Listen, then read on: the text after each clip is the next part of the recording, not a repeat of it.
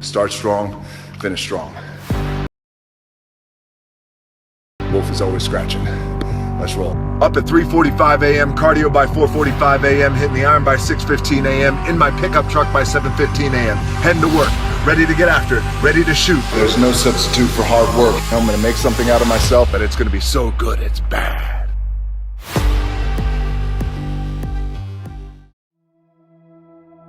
Instead of telling you what I think you should be doing, or how you could be better, or I thought, well, let me just speak from the heart, speak from my gut, and really not have anything prepared, but just tell you what's worked for me.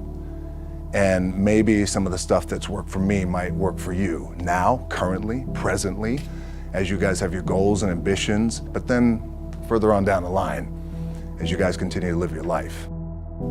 This idea and this notion that you could be anything you want, you can accomplish anything you want, right? We hear that. You've heard that from the time you were little boys. You hear that now. You're already incredibly accomplished. You guys know that. The thing that has worked for me is to remember the hard times. So, and I'm sure you guys all have your processes. And again, I'm gonna tell you what's worked for me. So before a big movie comes out, before, back in the days when I was wrestling with WWE, a WrestleMania match, anything big that would happen, I would always take a moment and I'd just remind myself, all right, I was evicted when I was 14. We were kicked off the island. We couldn't live in Hawaii. Had no place to live. A lot of shit happened then when I moved to Nashville. I was arrested multiple times by the time I was 16 years old. I would remember that, and it allows me then to be present in the moment and understand, holy shit, the stuff I have around me right now, this is the shit that I dreamed of when I was a kid. I am here. I played for University of Miami, played for great teams. Warren Sapp, Ray Lewis, they were my teammates. They were balling. Warren Sapp was playing tight end that time. I was starting defensive tackle. Yeah, they moved him over to D-line. And he looked at me, he's like, yo, dude, I'm gonna take your spot. And I said, you ain't taking my spot. He said, I'm gonna take your spot. I said, no, you ain't. We battled, and he took my spot. Now you can imagine how that with me, because there goes my opportunity. He went in, switched to defensive tackle, lit the world on fire. Well, what that did, it crushed me, it crushed my dreams. I had a piss poor senior year, zero production, no NFL, no combine invite, nothing. Finally went to the CFL. Calgary Stampeders, making $250 a week Canadian. Now, I had to send that home to my wife at that time. Had no money. So I remember that. When I got cut from Canada, my dad in his pickup truck came down 4 o'clock in the morning, picked me up in Miami from Tampa. We lived in a little apartment in Tampa. He drove down in his little pickup truck to Miami to get me when I was cut from the CFL. And I thought, well, I leave home like you guys left home. I'm ready to tackle the world, to get after it, achieve my dreams and goals. Crushed by 22, 23 years old. Now I gotta move back in with my mom and dad. I played on great teams though. Wait a second, this is not supposed to be my future. I'm supposed to be in the NFL right now. I'm supposed to be making a lot of coin and buying my parents, buying me, taking care of my wife, but it never happened. So I pulled out my wallet, I thought, well, let me see how much money I have. I opened it up, I had a 5, a 1, and change. Well, at least I rounded up to $7. But I thought, God, ain't this a bitch? I got $7 in my pocket. Where the f do I go now? What do I do? I can't go back to CFL. The point comes where you hear that voice, the big run's over. Like, you're done, right? So I heard that voice. So as Coach was saying, man, I hold on to that. I'm telling you, I keep my back is up against this mother. We laugh, we joke, we have a good time, but my back is still up against this mother. I do not forget it. What this also helps me do, and again, it works for me, is at some point, you gotta be tired of not being number one.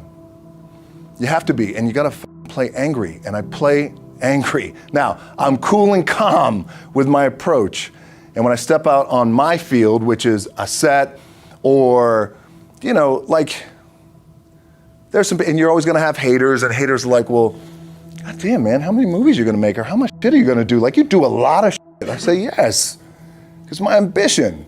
Of course, why not? I could do it. Yeah, I love what I do. And not only that, but in what world do we not work every day? my back is up against this thing, you know, and I started to play angry, by the way, and I still play angry. My last match, Brock Lesnar, transitioned, and I realized if I had to be great at something, I wanted to be great in this world of Hollywood and movie making and producing and entertainment, I had to commit, and like you guys have to commit. Obviously, you commit to something, commit to the goal. So I quietly retired. 2 years later, I thought, what did I do with my career? Because my movies were not doing well.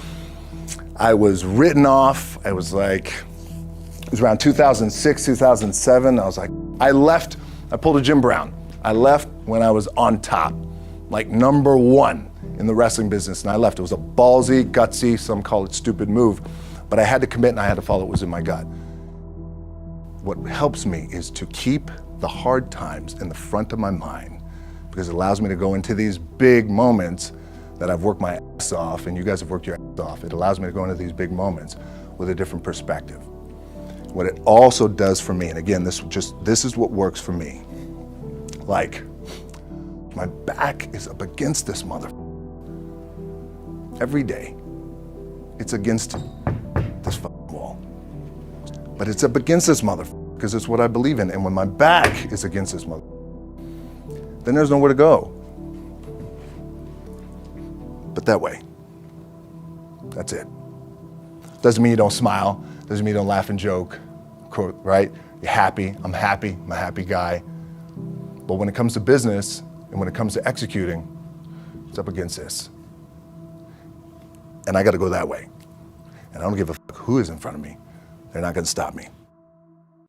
The key for me was, where does it start? What's the anchor? What's the anchor? So I could have all these ambitions, and you guys have all these ambitions, which is great. It's important. I'll play this role, you'll play that role. I'll execute this thing and it'll come out this summer. You guys will execute this thing during the summer, right, when it's time to really put in a lot more work. But the key with me is just always finding what the anchor is. And the anchor is getting up at 4 o'clock in the morning every day before anybody else and grounding my thought process is in the no one will outwork me. No one. I love and I respect you guys. Motherfucker won't outwork me. All starts with this. 2 hands, putting it to work. My last match in WWE, I'll share this with you guys too, is that, again, because there's a little bit of takeaway here from all this, is I wrestled John Cena, and I went in, I think it was 2013, I went in WWE champion, and we went in MetLife Stadium. We had a record-breaking attendance, which was amazing that night. We accomplished our goal. So I wrestled with John Cena. We had 45 minutes planned for the match. It's nonstop go, right? So your conditioning is tested. And at that time, I wasn't full-time in WWE. I was just doing these spot matches where I was still shooting G.I. Joe, I think, or Pain and Gain at that time. It was Fast and Furious 6 in London. Had to travel in the ring, get all my ring work in, travel back to shoot Fast and Furious, then back, WWE Raw, doing those shows, the big build up to WrestleMania against John. We get to MetLife Stadium, it's a big night, this is it, it's game night, right? It's championship night for me. 45-minute match planned out. There's no cut, there's no, all right, well, let's pick it back up tomorrow, you know, it's go time, it's just like you guys in a game. At the 15-minute mark, bang! I feel something pop, I'm like, boom, what the f? I'm laying there, and both of us are out. I said, oh fuck, something's going on. And I stick my hand, now there's 85,000 people, right? And we're just laid out like this. I kind of roll over, I stick my hand down in my trunk just to see, I want to make sure that there was no bone sticking out. So if there's no bone sticking out, what the f? Something just happened. Referee comes over and he's like, Rock, you all right? And I'm like, yeah, I think I'm all right. I said, I get up, I go to step, and I can't step. I can't do this. I have to use my leg like momentum. I gotta do that. So now in that moment, and you guys are gonna have these moments, you probably already had them already, where you're in the game and you're in the thick of things, and you gotta make a decision. What I gotta do? I'm gonna stay in the game, I committed to the team, I committed to my team, the whole entire roster, right? So I could tell the ref says, "Are you okay?" And I have one moment. In this moment, it was a defining moment. I could either tell him, "No, I'm done." He'd give the signal, match is over. Or, "Let's keep going. We have this decision." And I said, "No, let's keep going." I said, "How much time is left?" He's like, 32 minutes. I'm like, okay. Rest of the whole match, couldn't move, doing everything like this. I'm getting scared because I'm thinking, man, well, what happens if I pinch something or something like, I don't know, your mind starts fucking with you in the moment. There's 85,000 people, your adrenaline's rushing. Thinking, man, what happens if I'm gonna lose my leg or some shit like this, if I've just done something to my artery? Final move of the match is his big finishing move. And I remember I'm getting up and I'm turning like this because I have to fall into him. He's gonna hit me with his big finisher. I remember turning into John and he says, and I remember thinking to myself, God, please don't let this be too bad. Just take care of me. Take care of me. Bang! I feel boom! Now I don't know what just happened. Now luckily the match is over. He pins me, 1, 2, 3. Comes in the back, I get to the back, I can't move. Now I'm getting a little nervous. Get on a jet, rushed home to my doctor's down in Florida, and get an MRI, find out that I have completely torn my adductor, the top of my adductor and my top of my quad off my pelvis.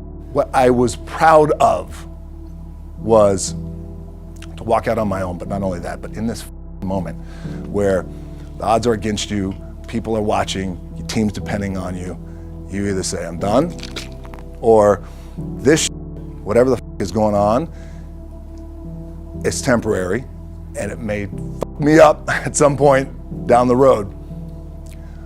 But I'm not gonna let this opportunity go by without giving it my all. As you guys know, there's nothing you can't accomplish. You're gonna go on, you're gonna become world champions. The key for me, what I think one of the keys is, remember where you came from, keep that in the front of your mind, and when shit goes bad and it goes sideways, a lot of shit does, you're getting booed out of the building, or you're coming through this injury, or people are writing you off, oh, you guys ain't make it, any of that. You gotta keep it in here. And it really has to, it should drive you. It should. It works for me. It should drive you. You got all the talent in the world. It's all here. Really, the two things I want to say are, you gotta be the hardest workers in the room. And don't f the opportunity up.